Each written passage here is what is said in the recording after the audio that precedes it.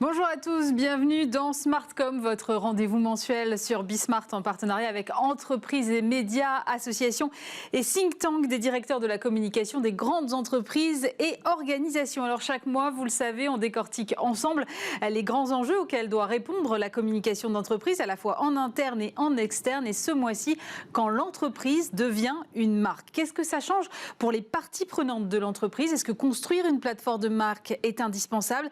Y a-t-il encore de la place aujourd'hui pour une communication sur les produits ou finalement seulement sur les valeurs de la marque? Comment est-ce qu'on gère ensuite la diversité des marques au sein d'une seule et même entreprise? On en parle tout de suite dans Smartcom. Et pour cette émission, j'accueille Maëlys Sarsaval. Bonjour. Bonjour. Vous êtes directrice de la communication et des marques du groupe TF1. Sylvain Burel, bonjour. Bonjour. Vous êtes directeur de la marque et de la communication de Groupama. Et Victoire de Margerie, bonjour. Bonjour. Vous êtes VP Corporate Marketing, Branding and Communications de Dassault Systèmes. Moi, j'aimerais qu'on fasse un petit tour de table. J'aimerais avoir votre définition de ce qu'on dit quand l'entreprise devient une marque. D'accord, mais Maëlys, qu'est-ce qui différencie la marque de l'entreprise ? Alors chez nous, il se trouve que la marque du groupe est la marque de notre marque phare, notre antenne phare TF1. Donc il n'y a pas véritablement de différenciation, elles sont très très proches. Ce qui est très important pour nous, c'est la définition de notre raison d'être. Et chez vous, chez Groupama? Alors là aussi, il y a une très forte convergence.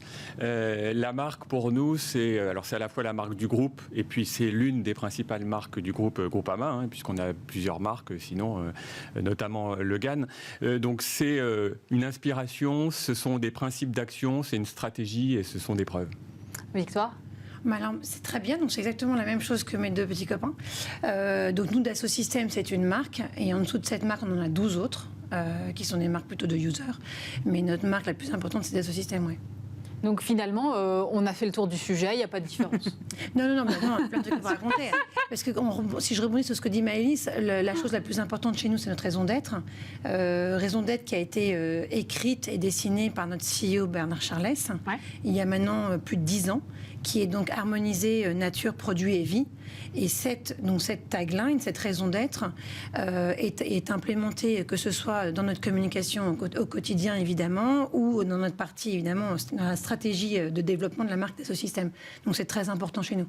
Le premier truc dont vous me parlez finalement, c'est la raison d'être. Maëlys, comment est-ce que la définition de la raison d'être influe sur la marque et comment est-ce que la marque influe sur la raison d'être ? Alors, nous, ce travail de raison d'être, il se trouve qu'on l'a d'abord fait pour l'antenne de TF1, la chaîne de TF1. Et c'est devenu la tagline que vous voyez dans nos grandes communications, qui est « Partageons des ondes positives ». Le travail sur le groupe TF1, il a été amorcé quand Gilles Pélisson a rejoint le groupe et qu'il y a eu une vraie stratégie de développement et d'enrichissement du périmètre de ce groupe. C'était quoi, 2016, quelque chose comme ça ? Il est arrivé en 2016 et déjà en 2018, on avait d'une part acquis une société de production très importante qui s'appelle Newen et on avait fait des investissements dans le digital, en acquérant le groupe au féminin, Doctissimo, Marmiton, etc. Et là, il a souhaité qu'on ait une réflexion tous ensemble, parce qu'elle était portée par notre président-directeur général, comme vous le dites, et elle a été aussi portée par tous les dirigeants de chacun des métiers, parce qu'on s'est dit qu'il faut que ce groupe, il y ait une cohérence, et on a travaillé sur les valeurs, la plateforme du groupe, qui est inspirer positivement la société. Et ça, c'est vraiment ce qui nous guide, c'est notre colonne vertébrale. Après, chaque marque, et en particulier les marques grand public, ça ne veut pas dire que tout est unifié, uniformisé, lissé et que tout se ressemble. Au contraire, il faut qu'on ait tous cette colonne vertébrale et que chacune des marques, après, développe une identité propre, forte, qui correspondent à des besoins, des attentes de publics différents. Chez Groupama, c'est la même chose. Vous avez une colonne vertébrale et puis après des identités propres à chaque marque ? Alors, on a parlé de raison d'être. Chez Groupama, on a une raison d'être depuis 2018, mais ce qui est intéressant, c'est que nous, on a fait les choses un peu à l'envers. On a initié des travaux de refonte de notre plateforme et de notre stratégie de marque en 2016, en travaillant évidemment sur l'inspiration, sur la stratégie, sur l'ambition du groupe et de ses principales marques, ce qui a conduit à une plateforme en 2016. Et c'est cette plateforme qui a alimenté ensuite les travaux de raison d'être. Alors évidemment, il y a une convergence, heureusement, entre tous ces travaux. Et aujourd'hui, on peut dire que l'une comme l'autre, la marque comme la raison d'être, finalement, finalement sont des guides d'action au quotidien et à long terme pour l'entreprise, que ce soit au niveau de la marque groupe, le groupe Groupama, ou pour ses marques filles ou ses marques commerciales, même si on ne fait pas tellement de distinction entre marques commerciales et marques institutionnelles, c'est en tout cas cet alignement qui est nécessaire. Victor, j'entends parler de plateforme de marque depuis tout à l'heure. Comment est-ce qu'on définit une plateforme de marque, à quoi ça sert, et puis surtout, est-ce que c'est indispensable ? Ah oui, je pense que c'est indispensable, enfin, notamment chez nous. Donc nous, on a une marque qui s'appelle Dassault Systèmes, donc qui est notre marque ombrelle. Ensuite de ça, en dessous, nous avons donc ce que je disais tout à l'heure, 12 marques qui sont 12 marques produits. Oui, c'est très important. Comme vous le disiez, elles ont chacune leur indépendance en termes de stratégie de communication. Mais néanmoins, on s'aperçoit d'une chose, c'est que ces 12 marques servent aussi la marque ombrelle. Donc c'est vice-versa, si vous voulez. Donc oui, c'est très important, une vraie stratégie de marque, de par le fait déjà que ça puisse bien expliquer ce que vous faites, où est-ce que vous allez et comment vous l'implémentez. C'est pour ça que je pense que la raison d'être, c'est plus qu'une raison d'être. C'est quelque chose qui, en tout cas chez Dassault Systèmes, qui est intrinsèque à notre ADN, harmoniser nature, produit et vie. Je sais que vous avez bien les exemples concrets.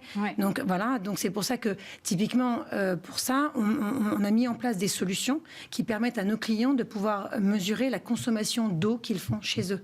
On travaille aussi avec un lab qui s'appelle le 3D Experience Lab chez nous, et on travaille avec des startups qui travaillent dans ce sens-là, c'est-à-dire d'offrir des solutions pour pouvoir mesurer la consommation d'eau. Donc oui, c'est très important, et je pense que dès que vous avez donc une ligne de conduite, dès que vous avez une feuille de route qui est claire, vos messages ne seront encore plus clairs. Donc oui, c'est très important. Y compris quand on fait du B2B ? Alors justement, nous on est en B2B, mais on s'aperçoit depuis maintenant quelques années qu'on part vers le B2H, donc Business to Human.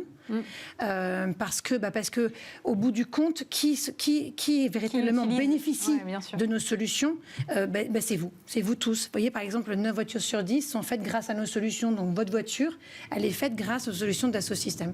Voilà. Et donc c'est très important pour ça. C'est la raison pour laquelle aussi on a mis en place une campagne qui s'appelle The Only Progress is Human. Donc c'est pas une campagne de publicité classique, comme on a pu imaginer le faire, mais au contraire, c'est de montrer au grand public comment les solutions de Dassault Systèmes répondent aux 10 défis de l'humanité, donc c'est-à-dire la consommation, l'éducation, etc., avec des choses concrètes. Vous parliez beaucoup de valeurs, Maëlys, tout à l'heure, et de cette colonne vertébrale avec les identités propres à chacune des marques. Comment on fait pour que tout ça reste finalement cohérent et qu'on puisse embarquer les équipes de chacune des entités ? Alors, ça se passe au début, je pense, du projet, quand on travaille sur la définition de la raison d'être.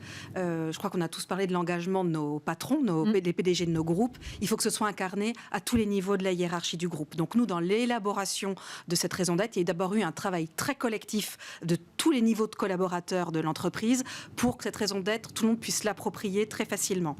Et après, nous étant un média, donc on communique tous les jours, 24 heures sur 24 par nos différentes antennes. Je sais que les patrons des contenus, le patron d'information, cette raison d'être crée un écho très très important pour eux et dans leurs équipes. Et c'est vrai qu'il y a eu, l'air de rien, une petite évolution de nos lignes éditoriales pour que toutes les valeurs que porte cette raison d'être se retrouvent dans nos programmes. Et d'ailleurs, on parlait de campagne de communication sur les raisons d'être et les groupes. L'année dernière, on a fait une première campagne de communication qui présenter notre raison d'être. Cette année, on était dans une communication de preuve dans nos contenus, ce qui montre bien que les choses se nourrissent.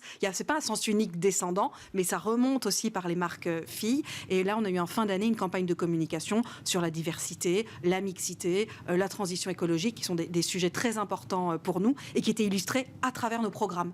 Sylvain, je vous vois opiner du chef. Oui, parce que ce que dit Maëlys, ça nous parle.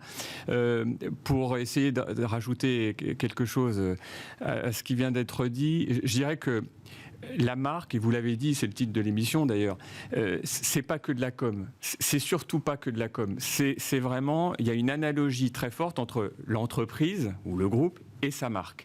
Si je dis ça, c'est parce qu'au quotidien, pour évoquer les sujets de cohérence que vous mentionniez, nous, ce qu'on a fait à l'intérieur du groupe, c'est qu'on a culturellement, on a beaucoup mobilisé et sensibilisé les dirigeants d'entreprise à cette notion de marque qui n'était pas qu'un sujet marketing ou de communication.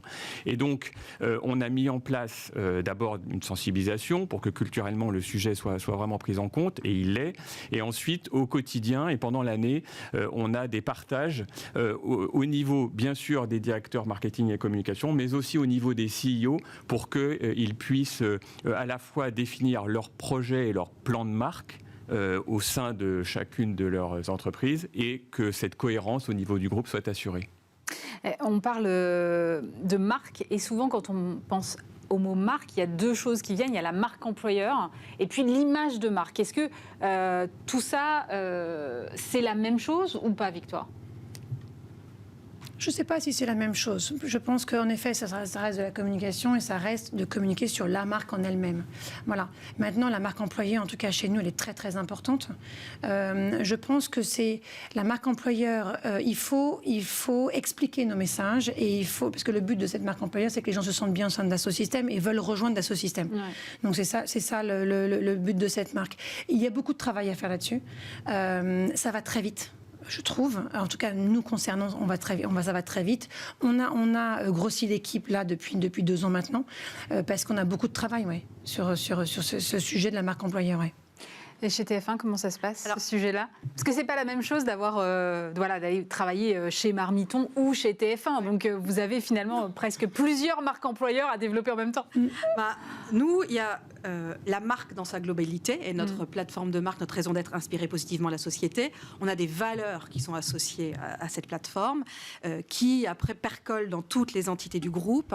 Mais c'est vrai que pour moi, la marque employeur, ce n'est pas une problématique différente et à côté. En revanche, c'est la marque qui s'adresse à une de ses parties prenantes, qui est sans doute un de ses actifs les plus importants. Ce sont les collaborateurs, ce sont eux qui créent la valeur, la richesse des entreprises. Donc, auprès d'eux, il faut que toutes ces valeurs soient extrêmement authentiques, sincères, là encore que dans leur expérience qu'ils font de la marque, c'est-à-dire en venant tous les jours au travail, dans leurs relations interpersonnelles au sein de l'entreprise, dans la manière de réaliser leur métier, ça soit concret et on ne soit pas en divergence. Donc là aussi, il y a un vrai sujet de cohérence. Donc la marque employeur, c'est très très important, mais on n'en fait pas une affaire à côté de la problématique globale de marque. Et nous, d'ailleurs, c'est extrêmement intéressant parce qu'on travaille avec la direction des ressources humaines, l'équipe qui travaille sur les talents, soit le recrutement, soit la fidélisation, l'équipe, la directrice de la communication interne. Et c'est vraiment un travail main dans la main pour qu'on soit tous très cohérents. Et eux nous font remonter parfois des problématiques qui sont liées aux collaborateurs qu'on ne verrait pas. Donc je pense que c'est quelque chose de très enrichissant.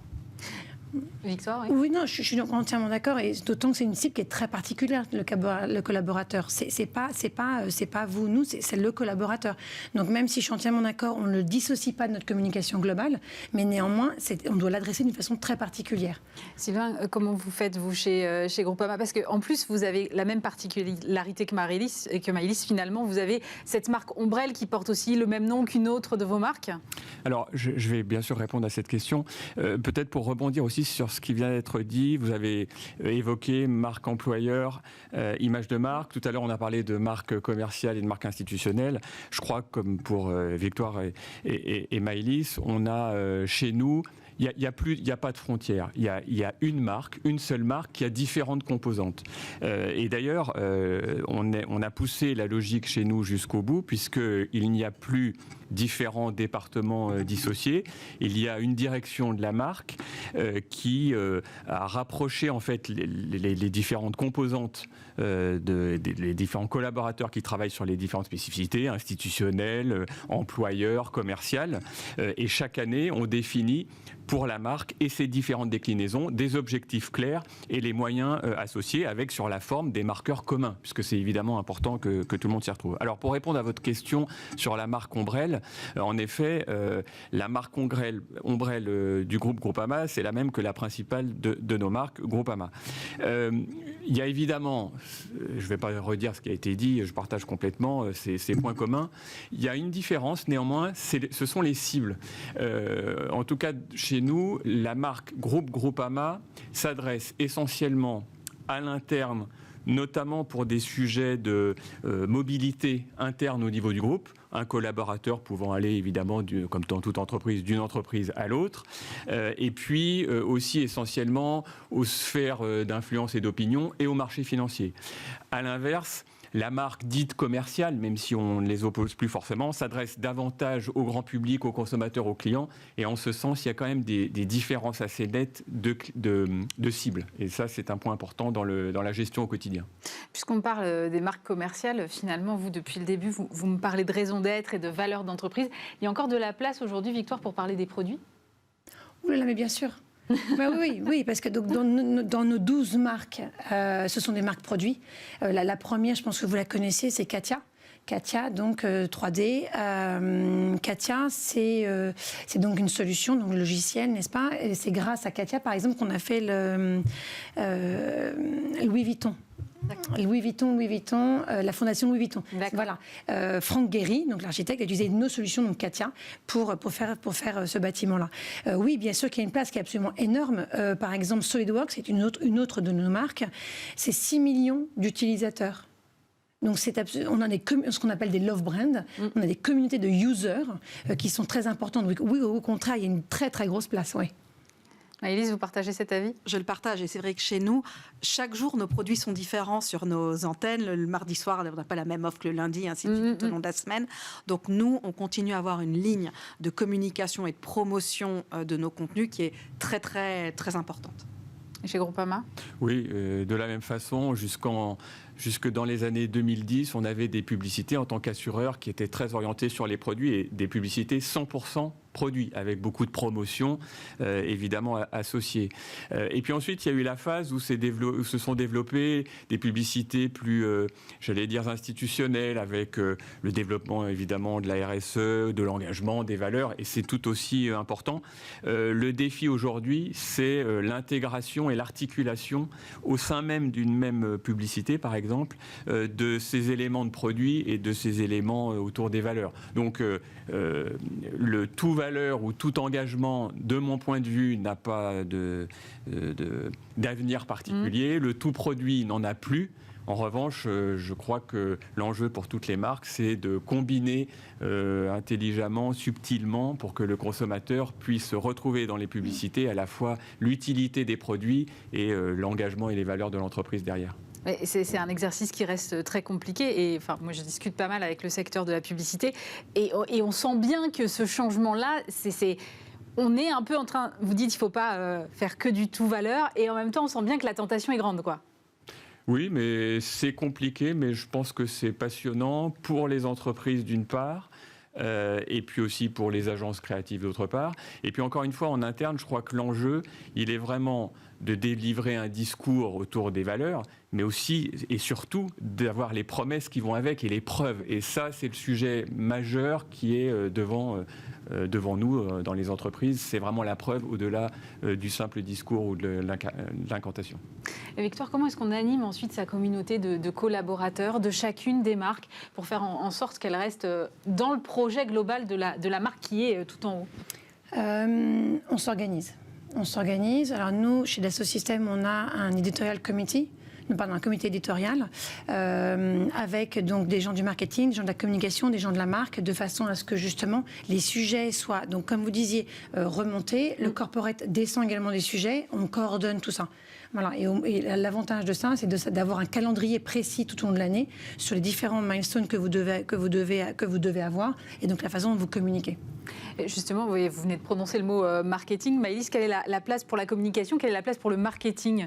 Alors, nous, on a résolu ce problème. On a une direction qui est à la fois la direction de la communication et de la marque. Donc, c'est pratique, en quelque sorte. Après, nous, on est beaucoup en échange avec les entités éditoriales. Parce que forcément, dans un média, je pourrais faire toutes les campagnes de communication dans mon coin. Elles auront moins de reach, dans notre jargon, que ce que nos différentes antennes ou nos sites Internet diffusent 24 heures sur 24, 7 jours sur 7. Donc, nous, on a énormément de coordination et de points de rencontre avec les entités éditoriales pour nous assurer de la cohérence des messages, mais tout, et j'insiste, tout en gardant vraiment des identités, des différenciations fortes, parce qu'il ne faudrait pas que ce travail sur les marques et ce travail de raison d'être amène un lissage des messages ou une uniformisation. Je crois que nos entreprises sont riches.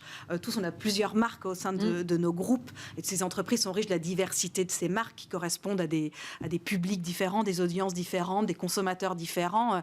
Et il faut que ce travail, au contraire, permette d'être encore plus fort. Sylvain, vous avez le titre aussi de directeur de la marque et de la communication, donc là aussi vous avez réglé le problème. Oui, comme... Non, mais c'est exactement la démarche. Le marketing et la communication, on travaille sous la même bannière qu'est la marque. L'enjeu, au fond, il n'est pas tellement cette articulation entre ces deux fonctions. L'enjeu, il est entre, d'une part, le marketing, la communication, et d'autre part, la stratégie et le business. Et tout l'enjeu des travaux qui sont conduits au niveau de cette ombrelle marque, si je puis dire, c'est de vérifier qu'il y a un alignement constant entre la stratégie, la communication et les preuves et le business associé.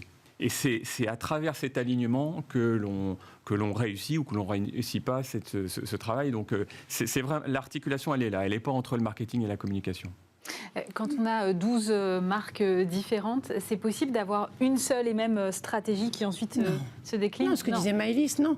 On a notre raison d'être, on en revient au début de l'émission, mais donc on a harmonisé nature, produit et vie. Après, on a une stratégie donc, au niveau de la marque ombrelle, donc de ce système. Et après, en fonction, chaque marque a sa stratégie. Et c'est ce que vous disiez, il faut faire juste attention à ce qu'on ne perde pas de notre identité, qu'elles ne soient pas en conflit. Voilà, qu'elles ne sont pas en conflit. Après, on a 12 marques totalement différentes dans des secteurs différents. Donc non, il faut être vigilant là-dessus. Mais au contraire, ce que je disais, ça apporte énormément de valeur qu'elles aient leur propre stratégie. Et donc le corporate les nourrit également. Donc non, c'est un travail d'équipe et non, au contraire, bien. De vases communicants, en fait, c'est ça, Maëlys? Exactement. Qu'est-ce qui fait une marque forte, dans le fond? Ce serait quoi la définition d'une marque forte? Une marque forte, pour moi, elle a un sujet de cohérence, d'authenticité et de sincérité. Parce que je pense que les publics, qu'il s'agisse des collaborateurs, de nos partenaires dans le business, en l'occurrence pour un groupe média, nos annonceurs et nos audiences, nos publics, je pense qu'aujourd'hui, chacun a une capacité d'analyse, de décryptage et de déceler les moments où en fait on manque de sincérité, d'authenticité, et il voit très bien les problématiques de cohérence entre nos discours et nos preuves. Donc voilà, pour moi, c'est vraiment l'enjeu très important. C'est pour ça que je parlais de colonne vertébrale tout à l'heure. Voilà, c'est vraiment quelque chose d'éminemment structurant. C'est vrai, le fait d'avoir un public qui aujourd'hui est extrêmement averti, extrêmement connecté, extrêmement informé, ça vous challenge au quotidien, Sylvain ? Oui, ça nous challenge, c'est utile. Pour la marque, je pense que ce qui est important, c'est qu'il y ait une culture, en fait une culture de marque. Nous, ce qu'on a essayé de faire chez Groupama, c'est de faire passer la marque qui était uniquement, si je puis dire, une dénomination commune et un outil de mémorisation publicitaire vers une vraie adhésion et culture de marque en interne. Et c'est cette culture de marque qui fait qu'ensuite les process, la cohérence, les réactions par rapport au public se font de façon vraiment optimale. Moi, j'ai lu cette phrase, vous allez me dire, j'aimerais bien savoir si vous êtes d'accord avec ça. Une marque ne se transforme pas, ou le moins possible, c'est justement sa pérennité qui fait sa force, et c'est l'entreprise derrière la marque qui se transforme, Victoire. Je ne sais pas si je suis d'accord vraiment avec ça. Je pense qu'une marque, si elle est transparente, suivant, comme vous le disiez, suivant ses interlocuteurs, peut être une marque forte. Je pense qu'une marque se pérennise dans le temps, mais après, elle peut éventuellement se raccrocher avec des personnalités. Enfin, moi, j'ai un CEO qui est là depuis presque 40 ans, Bernard Charlès. Donc, je pense que c'est ça qui porte réellement notre marque. Donc, on a tout un historique, tout un ADN qui est là et qui ne change pas vraiment.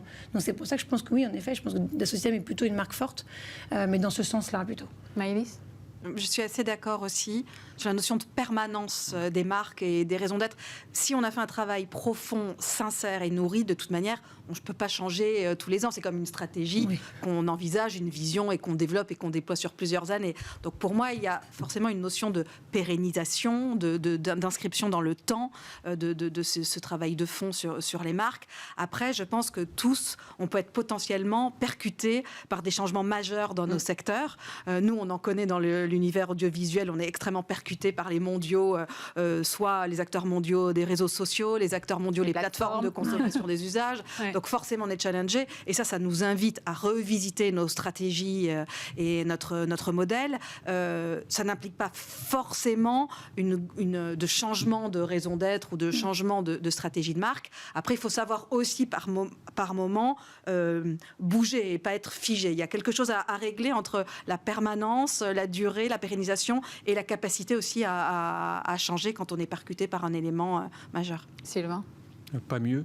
Non, mais je dirais, avec mes mots, je dirais culture et ADN. Ça, c'est vraiment fort. Et donc, ça s'inscrit dans la durée. Une marque s'inscrit dans la durée.